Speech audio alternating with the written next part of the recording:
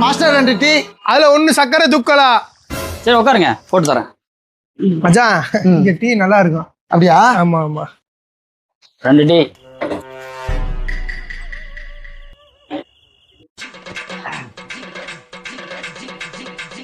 அண்ணே டீல சக்கரை தூக்கலா இருக்குதுண்ணே.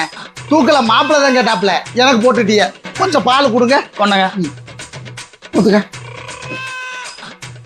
ஊத்துங்கண்ணே, ஃபுல்லா ஊத்துங்கண்ணே. எப்படிண்ணே பார்த்தோம்? ஊத்துங்கண்ணே, ஊத்துங்க.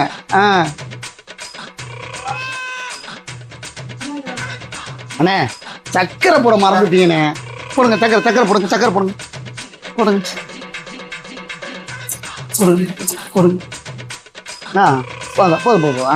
சரி அண்ணே டிக்காசன் ஊற்ற மறந்துட்டீங்கண்ணே. டிக்காசன் லைட்டா ஊற்றணும். லைட்டா போதும் போதும் போதும் போதும். போதுண்ணே. சூப்பர்ண்ணே. டீ சூடா இல்லைண்ணா, ஏன் பண்ணுங்க. கொண்டாங்க.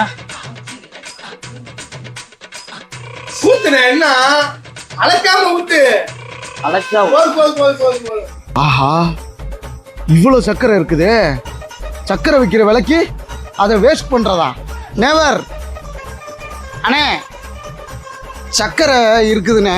இந்த சக்கரைக்கு மட்டும் லைட்டாக பால் ஊற்றுனேன்.